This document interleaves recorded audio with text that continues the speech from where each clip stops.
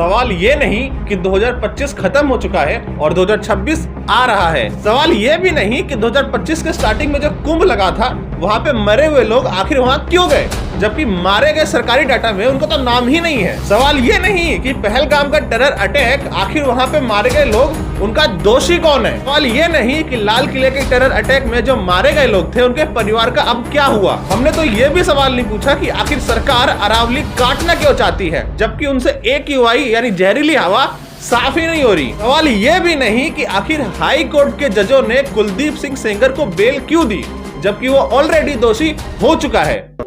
साल 2025 की शुरुआत हुई महाकुंभ से, ऐसा महाकुंभ जिसे कहा जा रहा था कि वो 144 सालों के बाद आया है। सरकारी आंकड़ों के मुताबिक करीब 66 करोड़ 21 लाख लोगों ने संगम में डुबकी लगाई, और यही सरकारी आंकड़े जब लोगों की मौत गिरानी थी उसमें कम हो जाते हैं। BBC की रिपोर्ट के अनुसार करीब 82 लोग मारे गए थे और सरकारी आंकड़े में ये डाटा सिर्फ 37 का है। मरे हुए लोगों के परिवार को सिर्फ 25-25 लाख रुपए दे दिए जाते हैं, ऐसा बोल के कि होनी को कौन टाल सकता है। क्या इस भीड़ में एक भी नेता मरा?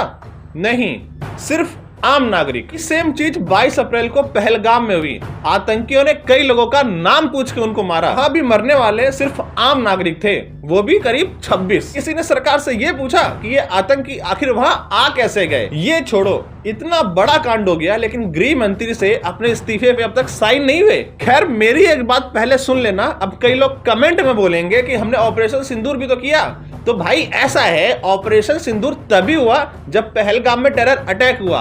अगर पहलगाम में टेरर अटैक होता ही नहीं तो शायद ऑपरेशन सिंदूर भी नहीं होता। अहमदाबाद प्लेन क्रैश याद तो है कि भूल गए? एयर इंडिया की फ्लाइट 171 जो अहमदाबाद से लंदन जानी थी, पर वो लंदन पहुंच नहीं पाती। 1.5 किलोमीटर के सफर में ही वो BJ मेडिकल कॉलेज के हॉस्टल से टकरा जाती है। मरने वाले लोगों में 241 में जो कि पैसेंजर्स और क्रू मेंबर थे, और 39 लोग जो जमीन पे मारे गए। और अगर सिर्फ एक आदमी को छोड़ दिया जाए तो बाकी सभी लोग आम नागरिक थे जो मरे। और एक मजे की बात यह है कि सरकार 6 महीने हो गए लेकिन अब तक ये नहीं बता पाई कि ये ऐसा हादसा हुआ कैसे। लाल किले का हमला भी तुम्हें अब तक याद होगा, 12 लोग मरे थे, 24 के आसपास लोग घायल हुए। 2900 किलो का विस्फोटक, 300 किलो का RDX जो कि पुलिस पकड़ती है फरीदाबाद से, ये सब वहां पे आया कैसे? जिस वक्त राजधानी की हवा जहरीली है, AQI रात में 900 तक पहुंच जाता है। वहां पर पर्यावरण मंत्रालय ये शब्द कहते हैं कि अब अरावली वही होगी जो 100 मीटर से ऊपर होगी। तुम लोग एक ये लाइन पढ़ो, ये देखो,